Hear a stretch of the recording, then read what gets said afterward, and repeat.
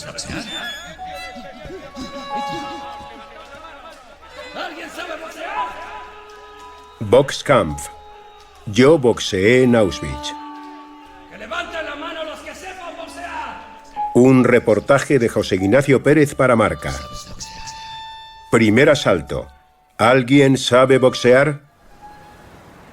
Enero de 2018. Hotel Intercontinental, Madrid. El señor Klieger les está esperando. Va a bajar al hall enseguida. Tardó 5 minutos en aparecer y le vimos venir al fondo. Iba en silla de ruedas y venía con el cuerpo encorvado. Era un anciano, tenía 91 años. Y allí estábamos 4 personas esperándole. Estaba Guillermo Reparaz, el traductor, Rodolfo Espinosa, el cámara, Pablo García, que era el fotógrafo, el que hizo las fotos, y yo. Y recuerdo que me llamó mucho la atención la cara y el gesto de Rodolfo, que ha tomado imágenes de los mejores deportistas del mundo y, sin embargo, al ver a Noa estaba realmente impresionado. Pues me impresionó bastante, no por el hecho de ya ir a un hotel de renombre en Madrid. A mí me llamaba mucho la atención desde siempre el tema de la guerra y saber que iba a estar con una persona que estuvo allí metida, ya se me ponían los pelos de punta desde antes de verle. Y ya me mató cuando se levantó la manga de la chaqueta y empecé a ver cómo aparecían esos números, que no me olvidaré nunca porque eran el 1, 7, 2, 3, 4, 5, marcadas en su piel como si de un animal se tratase. Noah Klieger fue el prisionero 172.345 del campo de concentración y exterminio de Auschwitz, el lugar donde los hombres no eran hombres, sino bestias. Allí el ser humano pasaba a ser números, triángulos, estrellas y finalmente ceniza y humo. Nació en Francia, en Estrasburgo, y fue llevado al campo de concentración nazi por ser judío. En su brazo tatuaron un número muy alto, porque entró en Auschwitz cuando el exterminio ya había comenzado. Él prefería estar sentado en un sillón, entonces nosotros le ayudamos a levantarse en la silla de ruedas y le acomodamos en el sillón que él prefería para la entrevista. Y tras los saludos iniciales su gesto cambió porque él ya sabía lo que nosotros queríamos. Jessica San Román, nuestra intermediaria del centro Sefarad, ya le había dicho que nosotros queríamos que nos contara su historia del boxeo en Auschwitz. Y allí estábamos en el hall del Hotel Intercontinental, los 5, y realmente todos viajamos atrás en el tiempo a mediados de los años 40, porque él, con sus palabras y con lo que nos empezó a contar, nos trasladó a Auschwitz. Le hacían una pequeña pregunta y yo me quedaba alucinado, digo, se me acaba la tarjeta, porque es que eran igual 20 minutos por respuesta. Él hablaba con una claridad como si lo estuviese viviendo en ese momento. Y por fin escuchamos la voz de Noah Klieger. Entraron 2 SS y uno de ellos preguntó: ¿quién sabe boxear? Fui el cuarto que levantó la mano. Aún no sé por qué lo hice. Han pasado 75 años y todavía no sé qué me impulsó a reaccionar así. Tuve un presentimiento. Fue algo visceral. Me dije, si quieren boxeadores, debe ser para algo positivo. Y levanté la mano. Noah llegó en un transporte con 900 hombres y 700 mujeres, y entre los recién llegados sí que había boxeadores de verdad, incluso profesionales que habían sido campeones de Europa. Pero él, Noah, no se había subido en su vida a un ring y no tenía ni idea de boxear.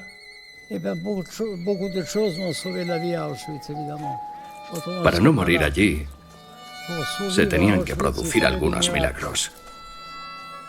Y uno de ellos fue el boxeo. Y te preguntarás, ¿qué tiene que ver el boxeo con un campo de concentración? ¿Qué tiene que ver en un lugar en el que todo se convierte en nada.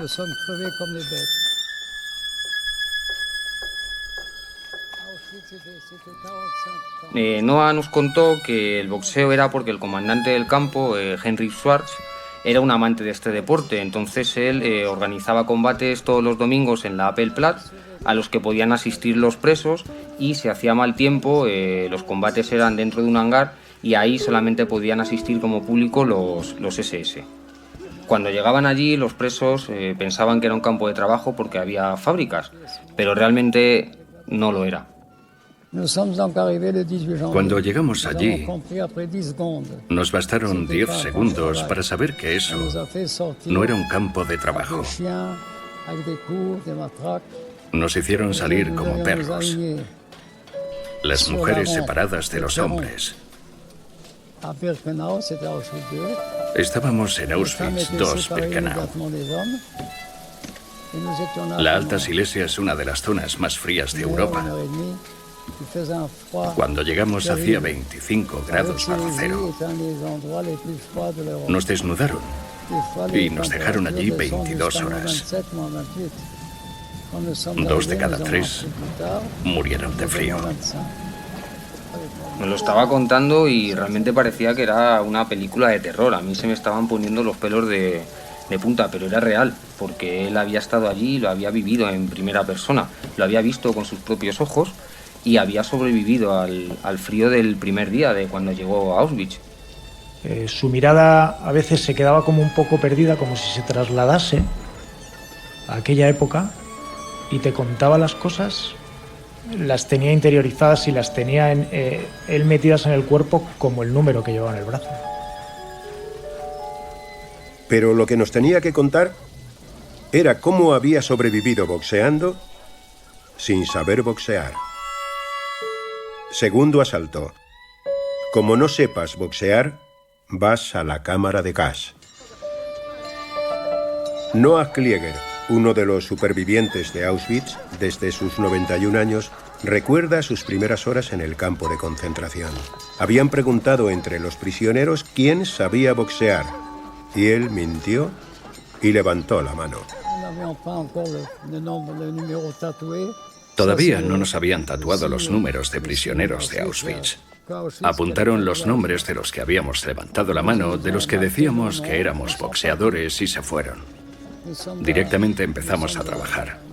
Cuando estaba en Auschwitz I, un joven SS nos llamó por nuestro nombre y nos condujo a otro campamento, Auschwitz III Monowitz, que estaba situado a unos kilómetros. Allí nos llevó a una sala de boxeo. 27 o 28 hombres se entrenaban. Había un ring, punching balls, sacos de arena. A mí realmente eso fue casi una de las partes que más me impresionó, porque ¿cómo es posible que en un lugar concebido para matar a gente haya una mente capaz de lucubrar y de fabricar un gimnasio para que haya boxeadores y ellos sean su entretenimiento, como hacían los SS? Porque no hay que olvidar que allí murieron 1 millón de personas.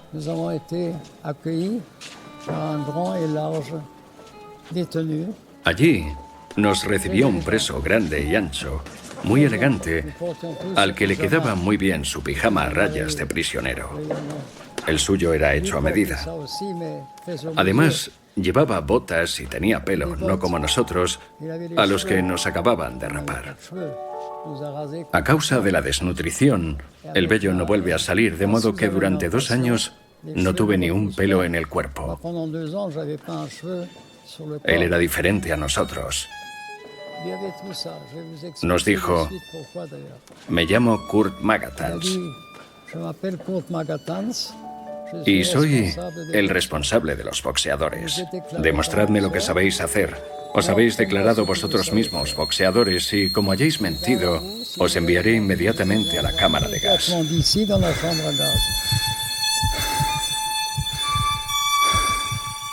Pues imagina lo que él tuvo que sentir por dentro. Realmente Noah estaba entre la espada y la pared, porque el resto sí que eran boxeadores, pero él no. Entonces Sally y Sam que entendieron rápidamente lo que pasaba, dieron un paso al frente. El primero fue Sally, que hizo algunos movimientos. Era un púgil ágil. Y Sam era un especialista, así que resultaba muy fácil reconocer quién era boxeador y quién no. Noah lo explica muy bien. El capo que les estaba examinando, que él nos dijo que se llamaba Kurt Magatant, era un asesino. Él había matado a 3 personas y por eso estaba en Auschwitz, condenado a cadena perpetua. Pero como sabía de boxeo, los SS le habían nombrado algo así como el patrón. Noah Klieger estaba contra las cuerdas sin haberse subido todavía al ring. Y en aquel momento se produjo otro milagro. Pero además de ser un asesino, era un completo idiota, porque después de la demostración de Sally y Sam, se giró hacia los 4 y dijo: «Habéis demostrado que sois boxeadores, así que vestíos y empezad a entrenar». No nos probó ni al otro preso, a Jen ni a mí. Si lo hubiera hecho, yo hoy no estaría aquí.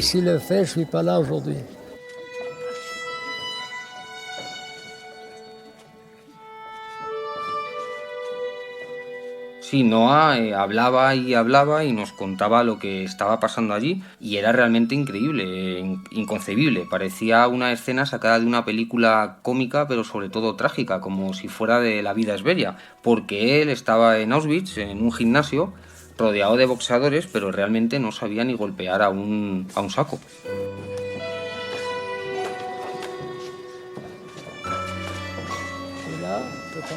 Entonces empecé a entrenarme, pero no tenía ni idea de la técnica. Tenía miedo de golpear un saco de arena porque no sabía cómo pegar. Te puedes romper la mano si le das mal. Y el punching ball tampoco tenía conocimiento de cómo manejarlo. Si le das en el centro, vuelve hacia ti y si fallas te golpea en la cara y caes, porque viene con mucha fuerza. Así que empecé a saltar a la comba. Ahí nada me podía pasar.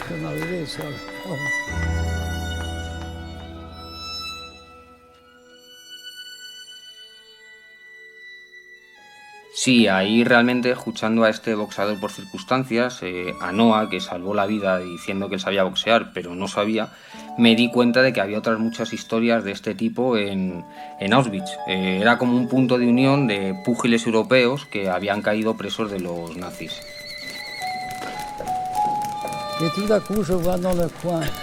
En ese momento, vi en la esquina de la sala a un boxeador muy pequeño que golpeaba el punching ball a la velocidad de una metralleta.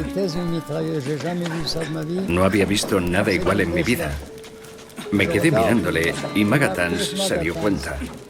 Y como sabía que yo hablaba alemán, me dijo: «Es un campeón del mundo». ¿En serio? ¿Un campeón del mundo en Auschwitz?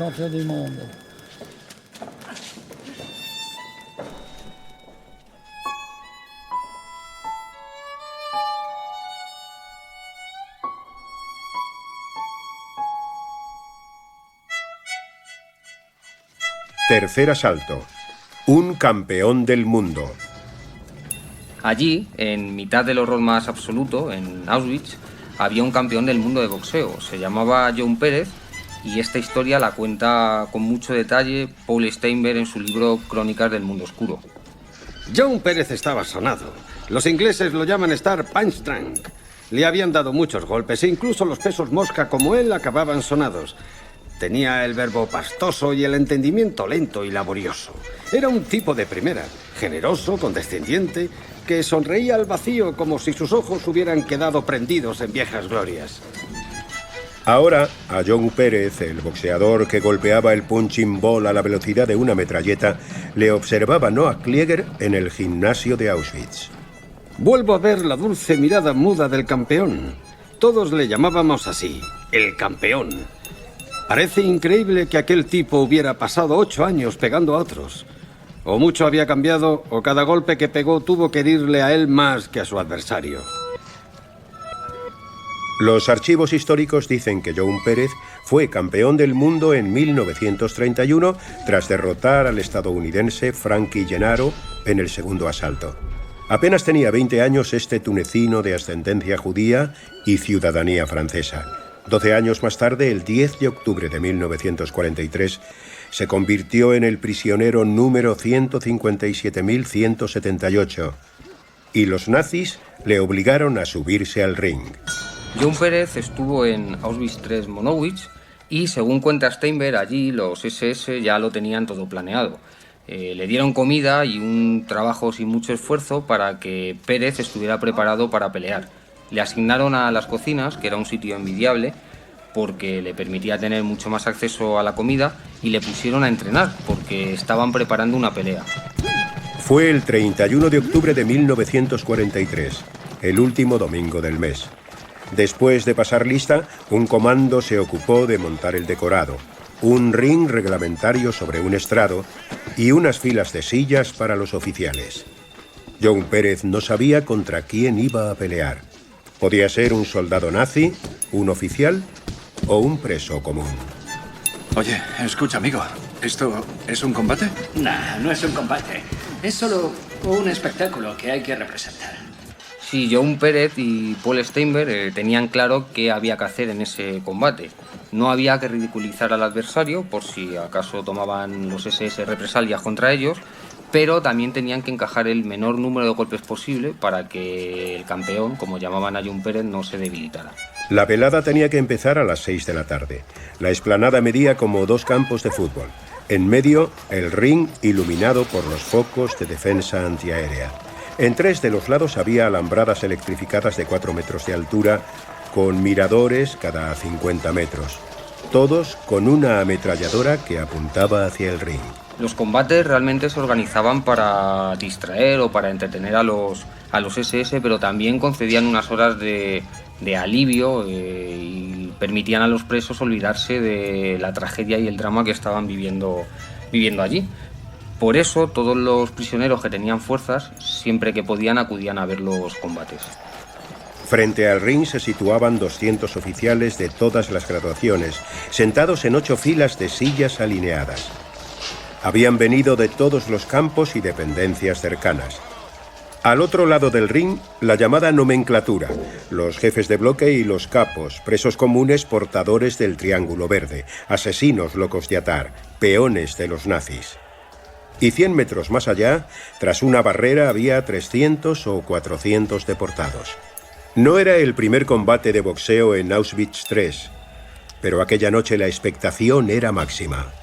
Según los testigos, la noche empezó decepcionante. John Pérez primero hizo una pequeña demostración, unas fintas, unos golpes, pero como cuenta Steinberg en su libro, el monstruoso público que había acudido a ver el combate no quería eso. Ellos querían sangre y violencia, y lo único que estaban deseando era que empezara la pelea de verdad.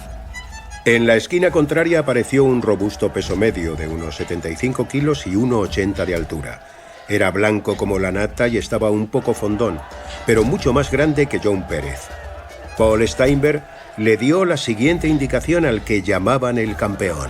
Hazle correr los 2 primeros minutos. Esquívale por el lado bueno, según sea zurdo o diestro, y para algunos golpes con los guantes. Eso hace ruido y les gustará. En el último minuto, burla su guardia y métele un par de golpes donde guarda el estofado. Así se lo dijo textualmente, donde guarda el estofado. Y el campeón asintió. El árbitro era un rubio SS.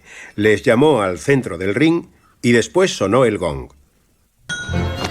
El soldado lanzó un izquierdazo largo que dibujó una sombra en el ring.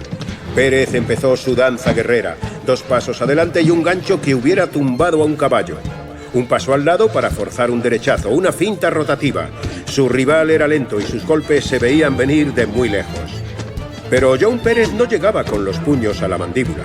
Habría necesitado un taburete. Eso sí, cuando estaba a punto de sonar la campana, pasó bajo su guardia y le colocó un gancho poco contundente en el hígado. ¡Sal de ahí!, le gritaron desde la esquina, y el gong anunció el minuto de descanso.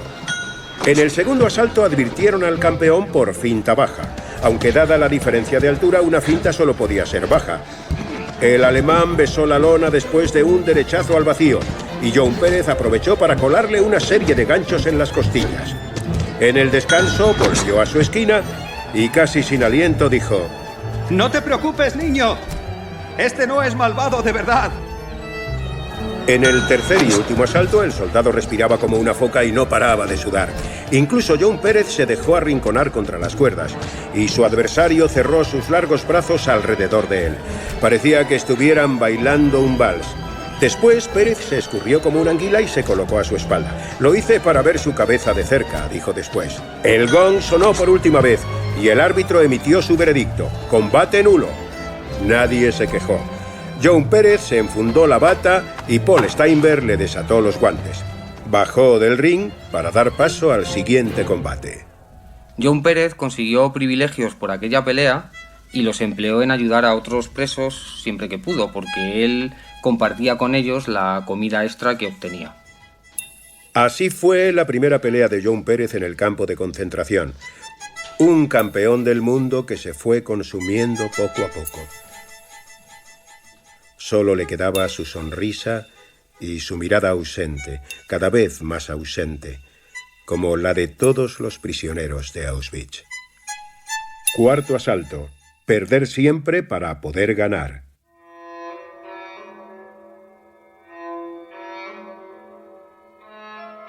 Y allí, en aquel gimnasio improvisado, entrenaba John Pérez, al que Noah miraba en la distancia mientras se repetía: un campeón del mundo.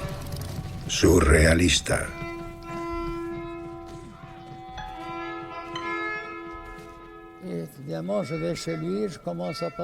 Me acerqué a John Pérez y empecé a hablarle. Él estaba encantado de poder conversar con alguien en francés. Charlamos. ¿Cuánto tiempo llevas aquí? ¿Cómo estás? Y después de unos minutos se unió a nosotros un boxeador un poco más grande y más ancho que dijo: me llamo Jaco Razon. Me conocen como Cemento. Se presentó como campeón de Grecia y los Balcanes. Era peso medio y un gran boxeador. En efecto, el llamado Cemento, que había nacido en 1921 en Tesalónica, también era conocido como el pequeño Joe Louis, por la potencia de su golpe y la cantidad de victorias por KO que tenía en su haber. Antes de caer preso, se había convertido en uno de los boxeadores más exitosos del Club Maccabi. Y enseguida se dio cuenta de lo evidente. Noah no sabía boxear.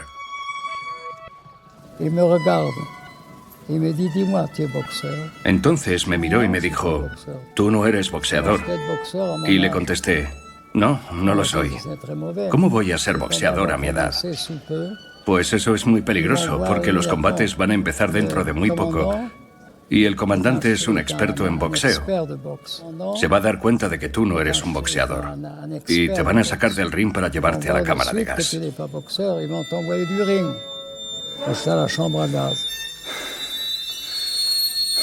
La situación era extrema para Noah, porque en el momento en el que se subiese a un ring, los SS iban a descubrir su mentira y lo iban a enviar a la cámara de gas sin inmutarse. Jaco entonces me dijo: vamos a hacer algo. En tu primer combate voy a luchar contigo y lo vamos a amañar. Te voy a dejar superar mi defensa para que puedas pegarme, y yo también te voy a golpear a ti, pero controlando la fuerza.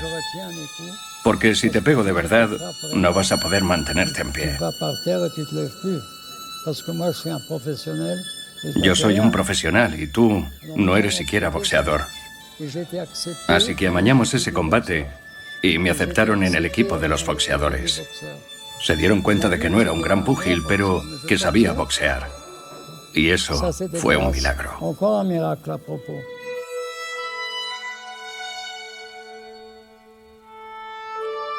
Fue el segundo milagro del prisionero 172.345.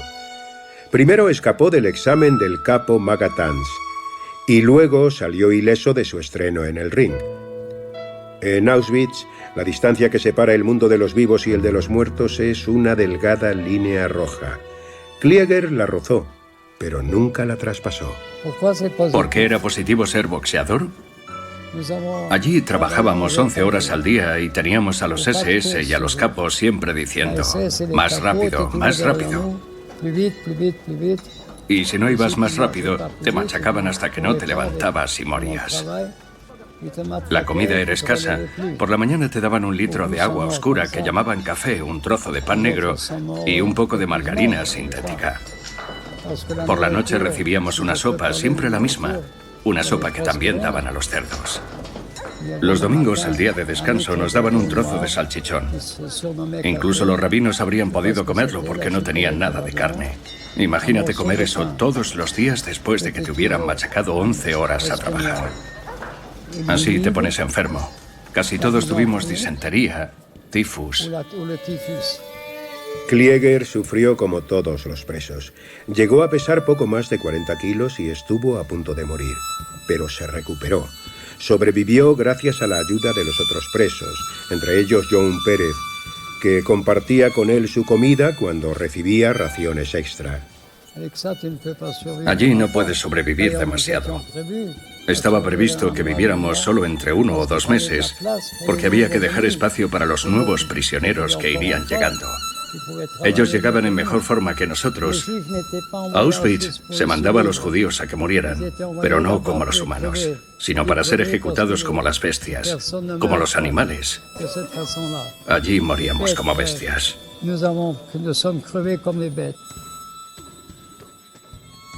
Noah, a diferencia de otros presos, era boxeador y eso le proporcionaba ciertas ventajas, como recibir 1 litro de sopa adicional cada noche.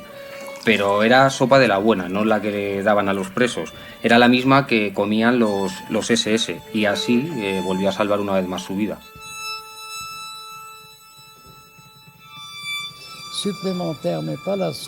Era una sopa de verdad, con un trozo de carne, con patatas. La misma que comían los SS. Ese alimento me salvó la vida durante 5 o 6 meses mientras boxeaba. Noah Klieger nunca ganó un combate de boxeo, porque no era boxeador. Pero todos pensaron que sí, excepto sus rivales. Y así salvó la vida.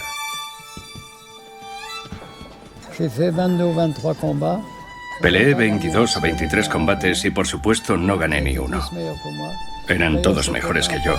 Daba igual quién ganaba o quién perdía. Al comandante eso apenas le interesaba. Él solo quería el espectáculo, el show. El que al final también perdió fue John Pérez, el campeón. Los estragos del campo y la dureza del día a día le debilitaron. Los boxeadores podían tener privilegios como el extra de sopa o un trabajo más liviano, pero la vida allí seguía siendo un infierno. Pues después de la liberación, décadas después, se hicieron entrevistas a los supervivientes del campo para que existiera un documento real de lo que realmente ocurrió allí, porque el mundo tenía que saber qué pasó. Y todos estos testimonios están en el archivo del Museo de Auschwitz y allí encontramos un documento de uno de los presos que sobrevivió, Jan Cejar, que habla de lo que pudo ser la derrota de John Pérez. Me acuerdo de un boxeador, un prisionero francés, el campeón de antes de la guerra, cuyo nombre no recuerdo. Este preso estaba bastante extenuado y no pudo boxear con mucha eficacia, aunque ganaba gracias a su buena técnica. Un día luchó contra un forzudo alemán que no tenía ni idea de boxeo. Sin embargo, por desgracia, el francés recibió un golpe de knockout y se lo tuvieron que llevar del ring. Noah Klieger perdió todos sus combates, pero vivió. Sin embargo, John Pérez, aquel que golpeaba el punching ball como una metralleta, murió. El campeón del mundo fue asesinado el 22 de enero de 1945 en Gliwice, Polonia, durante una de las marchas de la muerte tras la evacuación de Auschwitz. Según cuentan, intentó compartir un saco de pan que encontró con otros presos exhaustos. Un SS disparó. La bala silbó y el campeón del mundo besó la lona.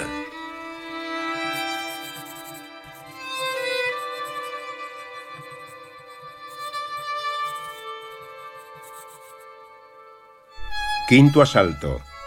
Por un poco de pan.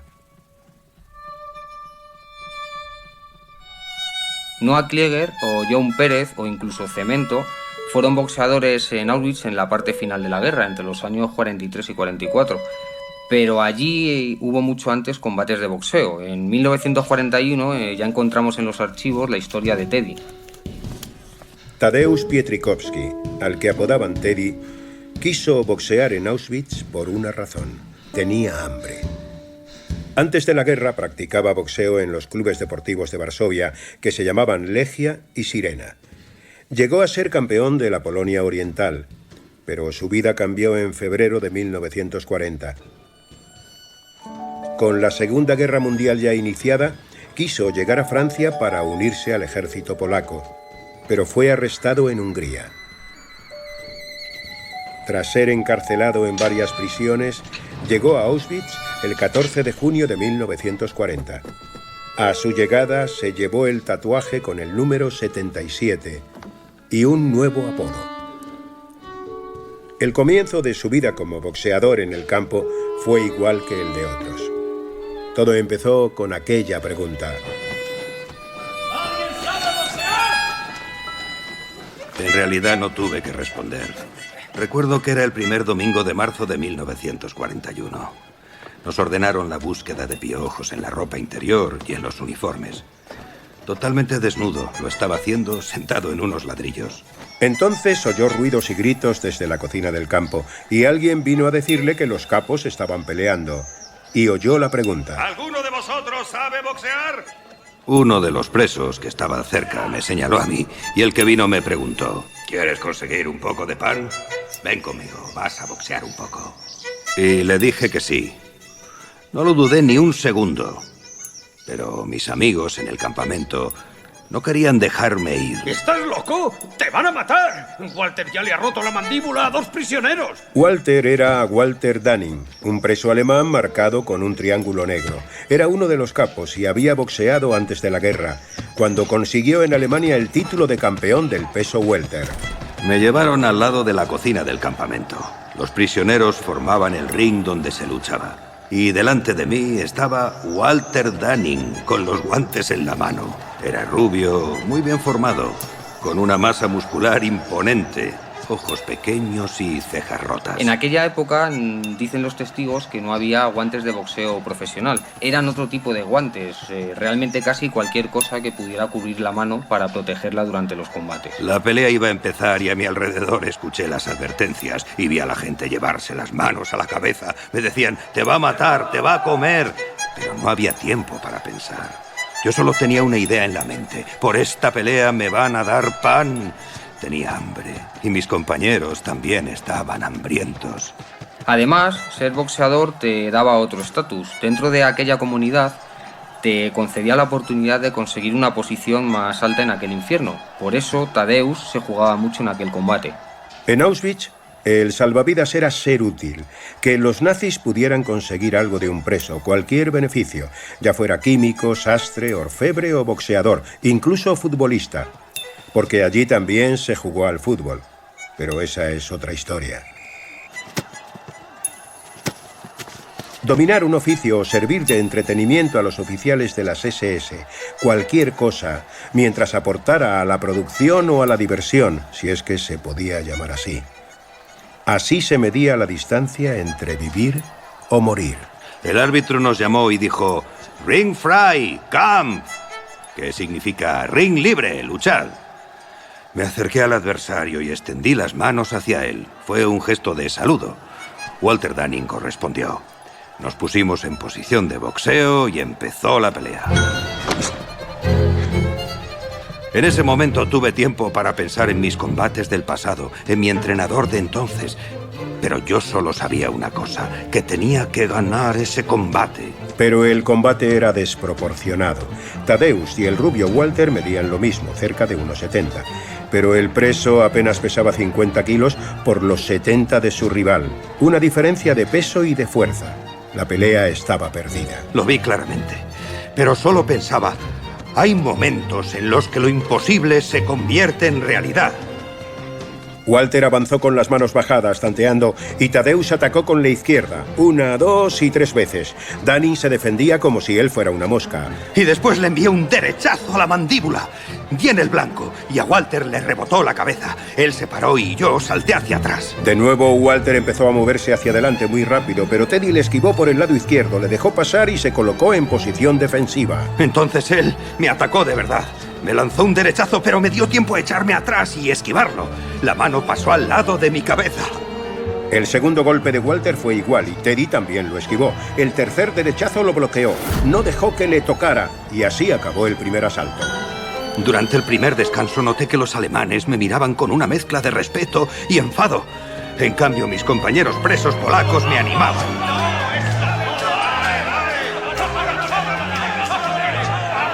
Era una estupidez.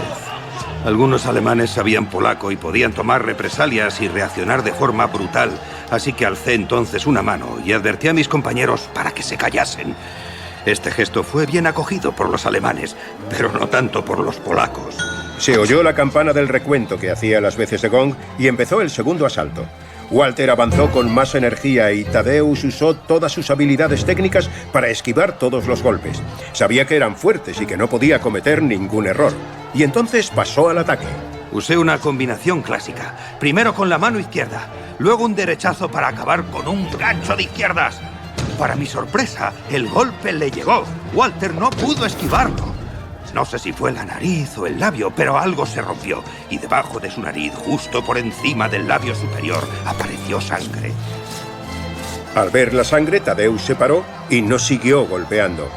Walter le miraba quieto en la misma posición, pero Tadeusz no le atacaba. Los polacos en el público se habían vuelto locos con el golpe y gritaban «¡Dale al alemán! ¡Dale al alemán!». Los capos se lanzaron contra ellos con golpes y patadas. Yo estaba asustado. No sabía qué iban a hacer conmigo. Walter se me acercó, se quitó los guantes y me dio la mano. Me dijo, bien, joven, muy bien. Ven conmigo. La pelea había terminado y había ganado el preso número 77. Lo había conseguido. Iba a tener más opciones de supervivencia allí. Walter Dunning me llevó al bloque 24, a la primera planta. Y me preguntó, ¿cuándo comiste? Ayer, le dije. ¿Quieres comer? Yo hice un gesto afirmativo con la cabeza. Me dio medio pan y un trozo de carne. Estaba muy contento rodeado por todos los capos. Los conocía como bandidos, como criminales que golpeaban y mataban a mis compañeros. Pero ahora estaban tranquilos, calmados. Algunos incluso me daban palmaditas en la espalda. Ese combate cambió el porvenir de Tadeusz Pietrikowski en el campo de concentración. Ahora era útil, servía para algo. Era boxeador y su vida corría algo menos de peligro. Cuando salí del bloque 24, los prisioneros me miraban con admiración. Algunos con alegría. Fui corriendo al bloque número 2, donde entonces dormía, y entré en la sala gritando, «¡Chicos, hay pan para todos!». Mi amigo, el que me recomendó no boxear, empezó a dividirlo para repartirlo entre todos. Así terminó el día que decidió el destino de mi vida. El día de mi victoria. La pelea, la primera de las muchas en las que participó en Auschwitz, le permitió también cambiar de trabajo, otro de los beneficios además de la comida. Teddy mejoró su posición y dio un paso más para su supervivencia y la de los demás prisioneros. Porque, como otros boxeadores de aquel campo, no sabemos si por deportistas o porque a pesar de todo conservaban algo de humanidad, ayudaron a salvar a sus compañeros de cautiverio.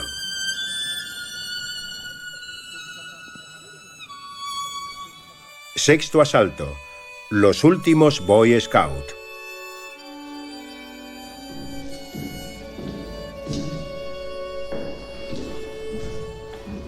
Llegué a pesar 34 kilos por culpa del tifus, pero me recuperé y después me salvé gracias a Teddy. Sabía que no me fallaría. Él era del primer transporte, su número, el 77, merecía respeto. Y además era Boy Scout.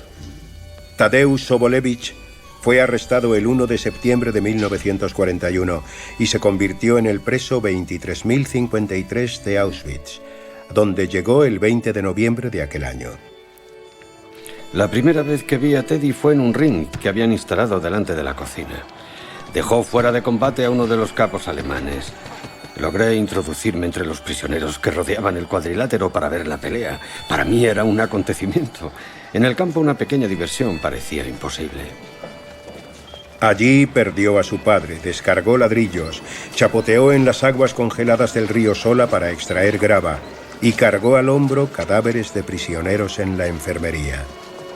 Los SS permitieron aquel duelo porque para ellos era un rato de entretenimiento y pensaban que un alemán fuerte vencería sin problemas a un preso polaco debilitado. Y es que Teddy no era un modelo de fuerza física, pero era ágil y astuto. Evitaba los golpes del alemán, pero se le echaba encima pegándole en el estómago hasta que cayó fuera del ring y fue declarado knockout. Cuando un preso ganaba era una victoria casi multiplicada por cada uno de los prisioneros del campo de concentración. Era un triunfo que mantenía viva su esperanza de sobrevivir y los boxeadores se convertían en una especie de héroes en aquel pequeño y macabro universo. Cuando ganó, los prisioneros polacos se alegraron muchísimo. Despidieron con un aplauso a Teddy, que estaba sudando y dejaba el ring. Se notaba que el alemán era feliz. Mirando alrededor, vi en los ojos de los presos, además de la alegría, la esperanza de que Polonia seguía viva. Incluso en ese matadero, el valor y la valentía surtieron efecto. Algunos presos temían que el comandante o el director del campo pudiera castigar a Teddy por vencer a los alemanes, pero los SS cumplieron su palabra. El polaco obtuvo un poco de pan y margarina, el premio prometido. Además, fue elegido para trabajar bajo techo en la cantina de las SS. Y justo en aquellos días apareció el rumor de que iba a haber un traslado a Mauthausen. Yo era el candidato perfecto para aquel transporte y no me quería ir. Y decidí pedirle ayuda a Teddy. Has hecho bien en venir. Mañana por la mañana, después de formar los grupos de trabajo, tienes que estar delante de la cocina. Yo estaré allí e iremos a hablar con Leo. Todo se arreglará. Yo te he dado mi palabra. Sus palabras me tranquilizaron. Me dio una palmada en el hombro. Mis sueños en el campo iban a realizarse. Volví al bloque muy nervioso y aquella noche no pude dormir. Al día siguiente, allí estaba Sobolevich, inquieto pero puntual, delante de la cocina. Al poco apareció Teddy con un traje de preso muy limpio y le condujo por la puerta principal hasta la cocina. El vapor les cubrió a los dos. Un prisionero muy alto, el número 1879, se acercó a Teddy. Hablaron un momento. Luego apareció Leo, el capo del almacén, y me señaló. ¿Es él? El capo no estaba nada satisfecho con lo que veía. ¿Me traes un descarnado para trabajar? No, él no podrá.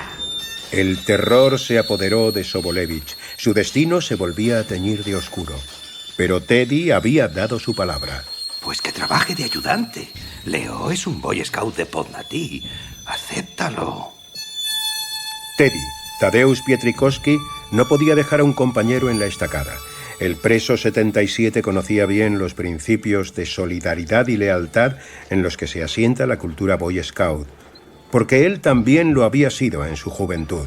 Y entonces escuché las palabras mágicas. Está bien, la pondremos a prueba. La alegría fue inmensa. La situación de un prisionero cambiaba muy rápido. Cuántas veces la casualidad dirigió el destino del hombre. Lo improbable se hizo posible y verdadero. Aquella decisión salvó la vida de Sobolevich porque a partir de ese momento estaría trabajando en la cocina y podría tomar la misma sopa que todos los prisioneros, pero en mucha mayor cantidad. Sin embargo, tiempo después el traslado fue inevitable. En marzo de 1943 lo enviaron a Buchenwald y allí empezó una peregrinación por diversos campos de concentración, hasta que fue liberado en abril de 1945. Séptimo asalto. Un trofeo envenenado.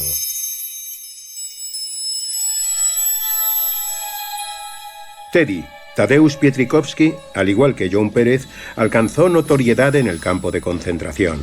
Disponía de algunos privilegios, pero allí nadie tenía garantizada la supervivencia.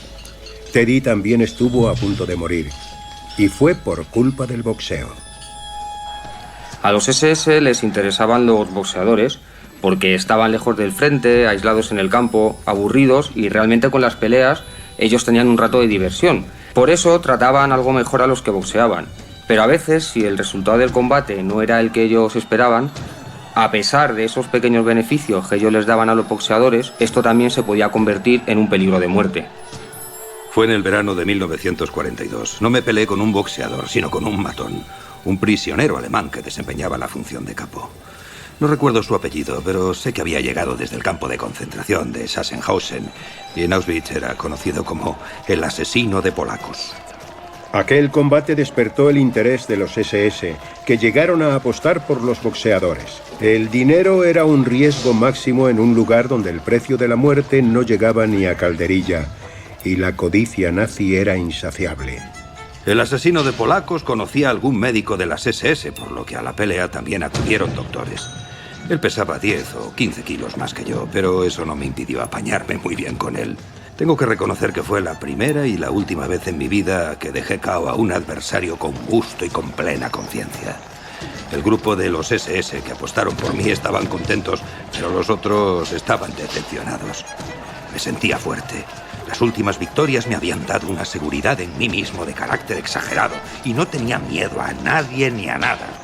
Incluso me permití burlarme de los SS y hacerles bromas.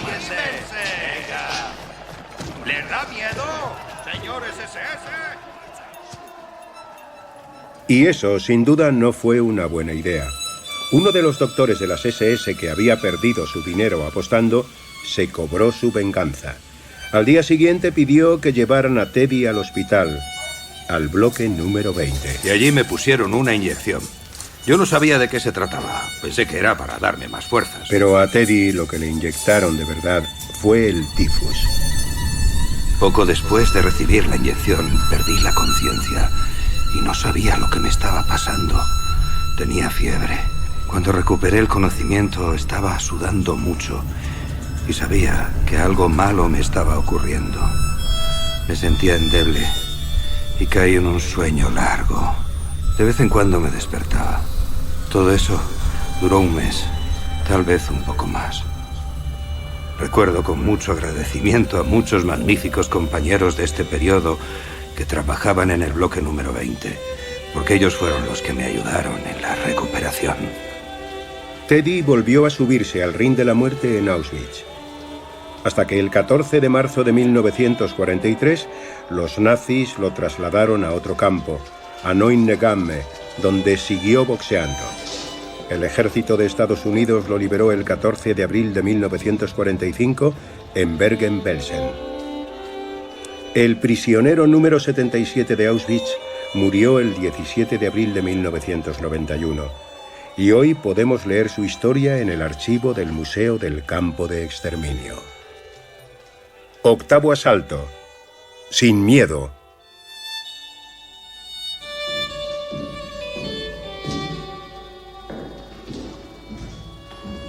Presos, pero jamás cobardes. Nunca, ni en la antesala de la muerte.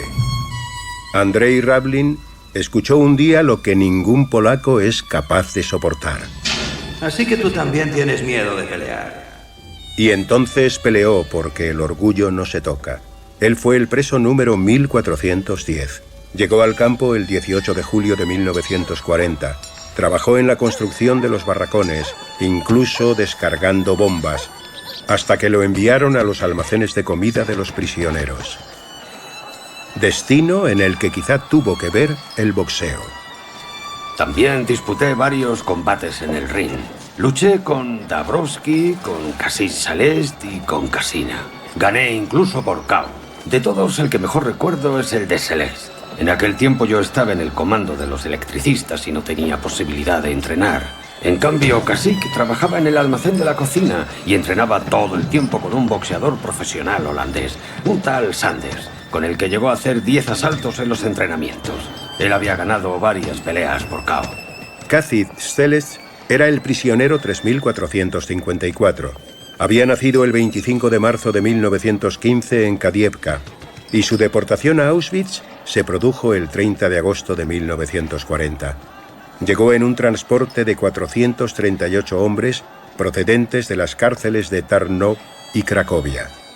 Según los archivos, estuvo allí hasta que el 29 de abril de 1943 lo trasladaron a Dachau.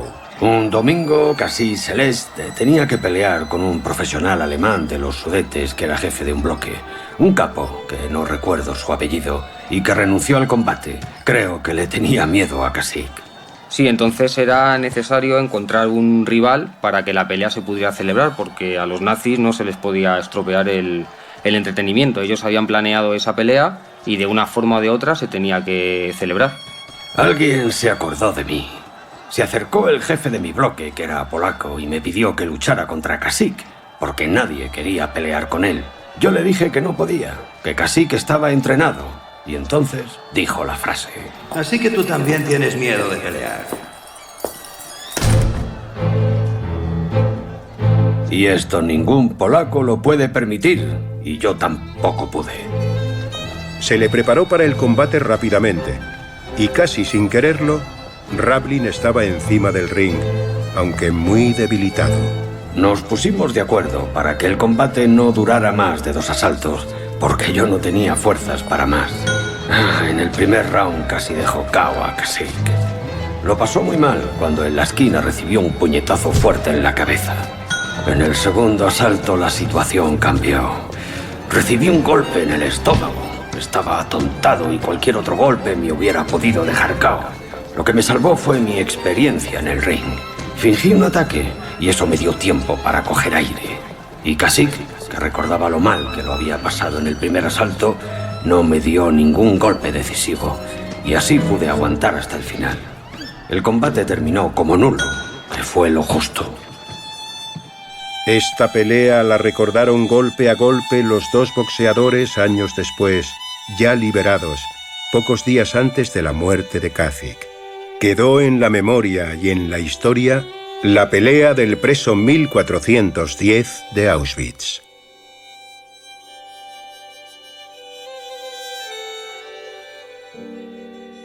Noveno asalto. Sobornando a los nazis.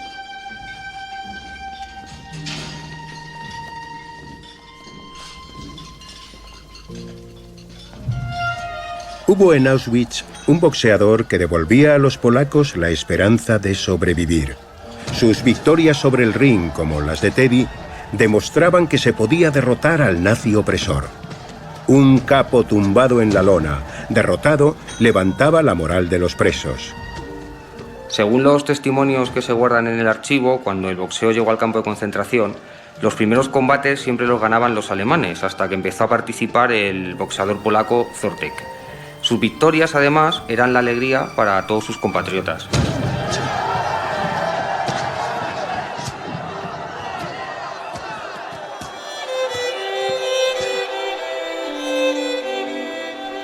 Antoni Zortek, apodado Kajtek, participó en los Juegos Olímpicos de Berlín de 1936 y se proclamó subcampeón de Europa de peso pluma en 1939.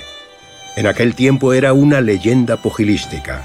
Registrado con el número 139.559, entró en Auschwitz el 25 de agosto de 1943 y allí disputó uno de los combates más recordados del campo de concentración. El rival fue el alemán Walter Danning, del que ya te hemos contado su combate con Teddy. Tal y como cuenta en su testimonio, el organizador de aquella pelea fue el prisionero 1141 Erwin Olszówka. Y no fue sencillo, la verdad, porque él dice que Zortek estaba en Birkenau y él le llevó a Auschwitz I bajo el pretexto de trabajar para completar los archivos.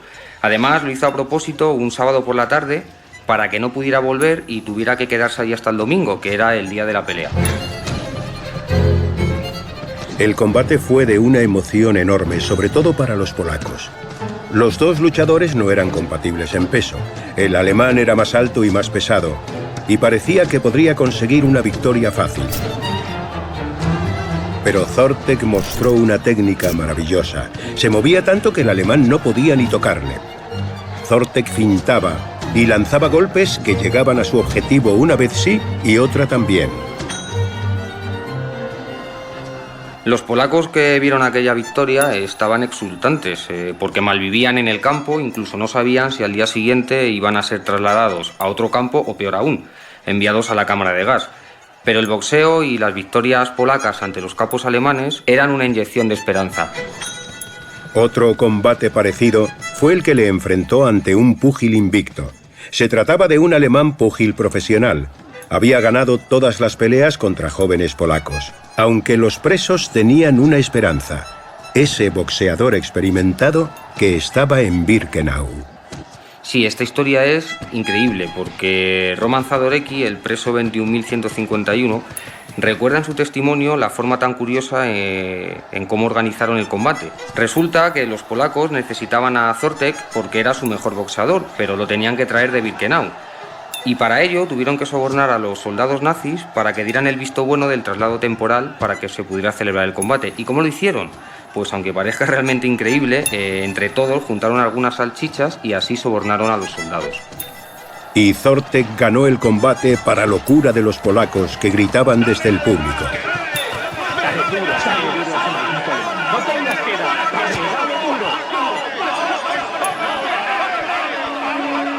Este hecho hirió tanto el alma de los alemanes que por un tiempo no les dejaron organizar más combates a los presos polacos. Las peleas siguieron, claro, y Zortek también perdió. Una derrota que estuvo a punto de llevarlo a la cámara de gas. Fue contra un tal Szalamo Arouch. 10º asalto. El círculo de arena. Un comandante de las SS trazó un círculo en la arena de Auschwitz. Era el ring en el que el griego Szalamo Arouch se iba a jugar la vida. 6 días de viaje en tren hacinado en un vagón para ganado, la historia 1000 veces repetida, condujeron a un campeón del peso medio al campo de concentración. Allí dejó de ser Szalamo Arouch para convertirse en el preso 136.954.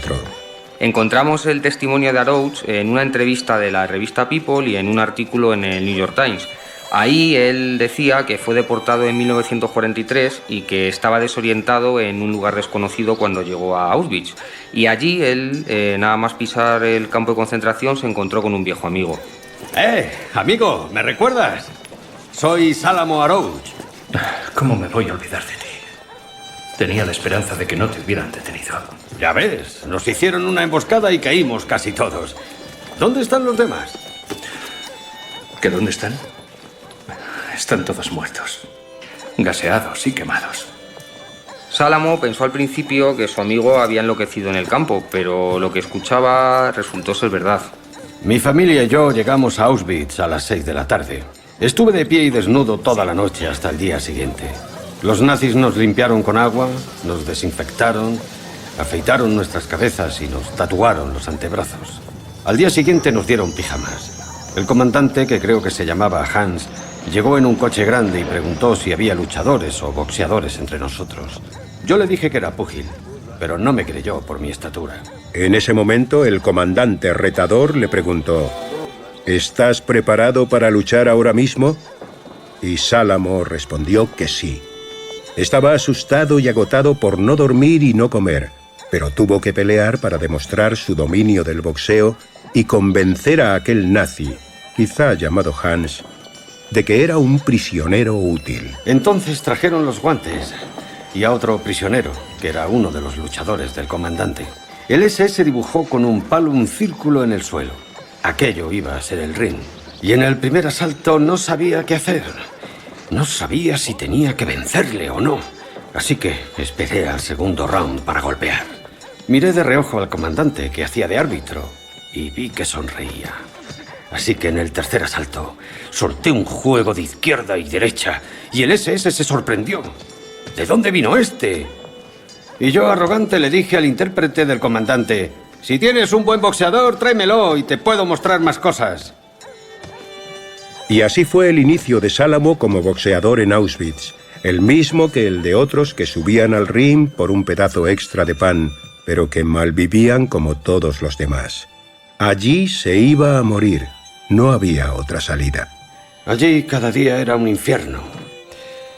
Nos levantábamos de madrugada, a las 4, y trabajábamos hasta el anochecer. Nos golpeaban y estábamos en medio de la nieve con una ropa muy ligera. Si intentabas escapar, cuando te atrapaban los SS, te ahorcaban en el medio del campo donde todos lo pudieran ver. Arouch sobrevivió, pero sus parientes no. quizá porque él sabía boxear. Según la información del Museo de la Segunda Guerra Mundial de Dansk, Sálamo participó en 208 combates en el campo de concentración y no perdió ninguno. En enero de 1945 lo enviaron al campo de Bergen-Belsen, donde el ejército británico le devolvió la libertad. Su historia se cuenta en la película El triunfo del espíritu.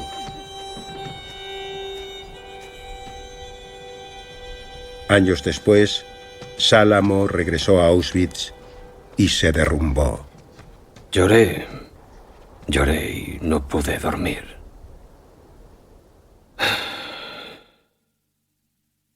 Un 10º asalto.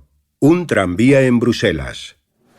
Ahí seguimos, sentados en el mismo sitio, en el hall del Hotel Intercontinental de Madrid, escuchando el relato de Noah Klieger, varias horas después, recordando su historia y la de otros boxeadores que también fueron púgiles en el campo de concentración, pero lo especial de la de Noah es que su relato continúa más allá de Auschwitz. Finales de 1944 y principios de 1945. El Ejército Rojo destroza a los Panzers alemanes en el este y los aliados presionan por el oeste. La Segunda Guerra Mundial está perdida para Alemania. Solo queda la caída de Berlín. Comienza entonces la evacuación de Auschwitz, la huida de los SS y el encubrimiento de lo que había ocurrido allí. El mayor crimen perpetrado por y contra el ser humano. Los nazis intentaban borrar las huellas del Holocausto. Y empezaron las llamadas marchas de la muerte, que eran traslados masivos de prisioneros a los campos del interior de Alemania. Los presos estaban ya muy enfermos, hambrientos, demacrados. Era casi como una procesión de fantasmas, de ahí el nombre que se les dio. Miles de los que habían sobrevivido al campo de concentración, de hecho, fallecieron exhaustos durante el camino. Noah Klieger estuvo ahí. Su itinerario empezó en Auschwitz, en la Polonia ocupada por los nazis. Siguió en Mittelbau-Dora, en Nordhausen, en la región de Turingia, y terminó en Ravensbrück, cerca de la ciudad de Fürstenberg.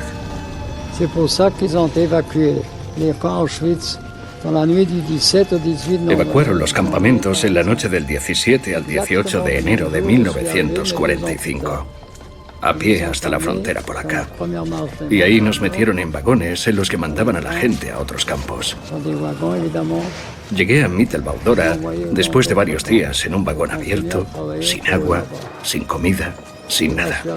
Y allí me pusieron a trabajar en una fábrica. Sobrevivir fue otro milagro.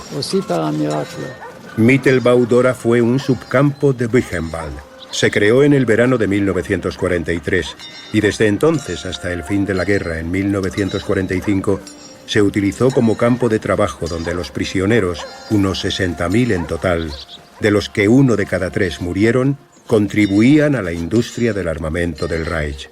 Allí se construían misiles y motores de aviones en una fábrica subterránea. Eran las armas con las que los nazis pretendían ganar la guerra. Yo no sé hacer bombas y sigo sin saberlo. Ni tengo idea de mecánica, no sabía clavar ni un clavo. Pero unos meses después, en abril, evacuaron también aquel campamento. Durante días, a través de las montañas, a pie, sin nada que comer. De los 4.000 que salimos, solo llegamos 600. Los otros murieron en el camino. Y a finales de abril, el prisionero 172.345 fue liberado en Ravensbrück y volvió a llamarse Noah Klieger. Noah estaba libre, pero no sabía muy bien qué hacer. No sabía dónde ir, dónde estaba su familia, qué había pasado con sus padres. Ellos, cuando él fue detenido, estaban huyendo de las persecuciones, las emboscadas de las SS o la Gestapo para apresar a los judíos. Descubrí que mis padres habían sido detenidos y enviados a Auschwitz como yo. Mi padre sobrevivió en Auschwitz I e hizo la misma marcha de la muerte que yo.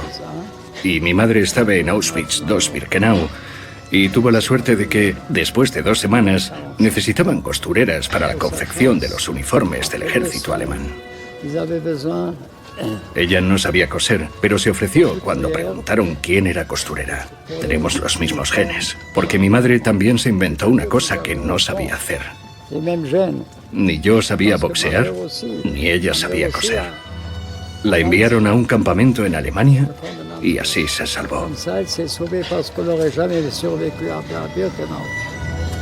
Sus padres también sobrevivieron al Holocausto, pero Noah, que entonces no lo sabía, emprendió su búsqueda. Primero en París.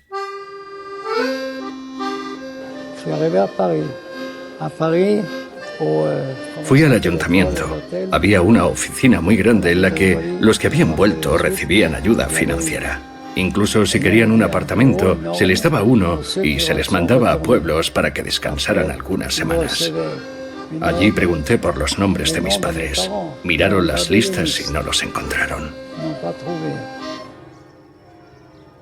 Después Noah viajó hasta Bruselas, la ciudad donde fue arrestado por las SS. Pensó que quizás sus padres seguían allí.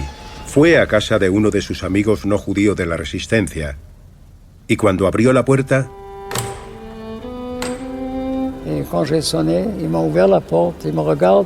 Cuando abrió la puerta me miró y me dijo: Norbert, ¿has visto a tus padres? Ahí entendí que volvía a tener padres.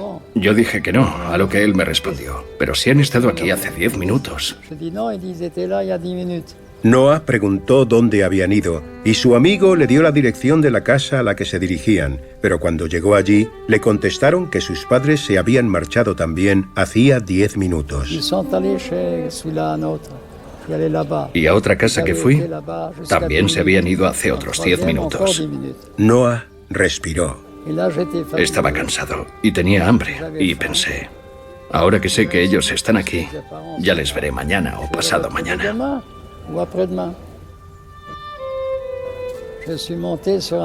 Así que me subí a un tranvía, al número 5, uno que daba la vuelta alrededor de Bruselas.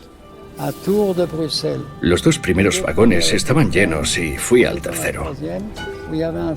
Me senté enfrente de una pareja y después de unos minutos escuché que la señora que estaba frente a mí le susurraba a su marido: oye, ¿no es este nuestro Norbert? Yo estaba muy delgado y aún no me había salido pelo. Sí, yo soy vuestro Norbert.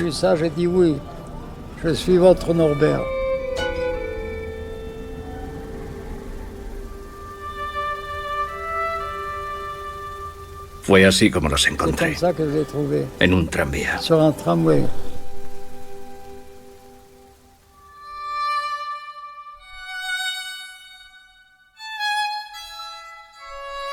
Último asalto. 1, 7, 2, 3, 4, 5.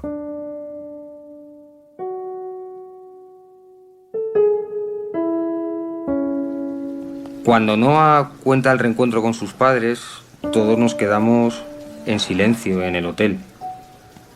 Estábamos sobrecogidos. Pablo, el fotógrafo, Rodolfo con el vídeo, Guillermo, el intérprete, y yo nos quedamos realmente impresionados. Fue un momento muy, muy especial. Atónito. A mí la verdad es que me pareció entrañable, una vivencia histórica brutal, y saber que eso, que has estado con alguien que sufrió aquello, pues eso no se paga con dinero. Sigue siendo 22 de enero de 2018, unas horas más tarde que al principio en el mismo Hotel Intercontinental de Madrid. Noah Klieger no se ha movido, pero Auschwitz nos ha engullido a todos. El prisionero 172.345 continúa sentado en el mismo sitio, en la misma postura. Está ligeramente inclinado hacia adelante, entrelaza los dedos de sus manos, esas mismas que apoya en el regazo, y solo alza para enfatizar algunas partes del relato. Una de las cosas que más me llamó la atención fue que Noah en ningún momento perdió la calma, con todo lo que nos estaba contando durante esas 2 horas. En aquel lugar oscuro, la muerte, los malos tratos, la enfermedad, el horror. Noah Klieger habla por última vez. La inspiración que tuve, lo que me llevó a levantar la mano, me salvó la vida. A mí el boxeo me salvó en Auschwitz. Me han preguntado muchas veces si alguna vez he vuelto a boxear después de la liberación y la respuesta es no. No he vuelto a subir al ring. Para mí, la historia del boxeo se había terminado allí. Auschwitz, sin embargo, siempre vuelve. Y al preso 172.345 le quedaba un último asalto. Noah se calza los guantes durante la entrevista, negros, viejos y algo gastados. Cubren su mano, pero dejan al aire el antebrazo. Al descubierto quedan los números 1, 7, 2, 3, 4, 5. Le dimos unos guantes de boxeo que llevamos, en plan antiguos y tal. Se los puso solos. Le ayudamos así un poco y él como que no quería que le ayudásemos.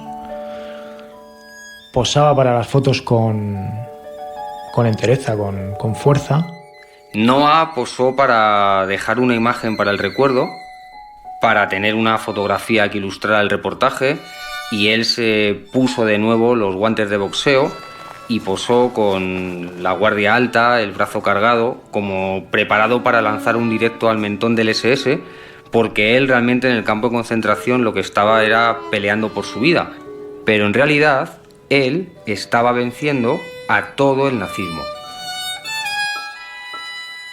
Noah Klieger, el boxeador que no sabía boxear, ya no está. Murió en diciembre de 2018 a los 92 años de edad. Meses antes, aquel día de enero, sentados en el Hotel Intercontinental de Madrid, los periodistas de Marca le escuchamos con un nudo en la garganta. El mismo que tenía él en Auschwitz, recién llegado, cuando un soldado nazi le preguntó: ¿alguien sabe boxear? ¡Que levanten la mano los que sepan boxear! ¿Tú sabes boxear? Puedes encontrar más detalles de esta historia en marca.com. Reportaje original de José Ignacio Pérez. Adaptación y dirección de Pablo Juan Arena. Grabación y montaje de Miguel Ángel Pérez. Diseño gráfico de Juan Carlos Fernández. Narrado por José María del Río, con las voces de Luis Ignacio González, Miguel Ángel Pérez y Luis Fernando Ríos. Boxkampf es una producción de Cuonda para Marca. En homenaje a todos aquellos mujeres y hombres que a lo largo de la historia y en situaciones extremas encontraron en el deporte una vía de escape hacia la libertad, la justicia y la vida.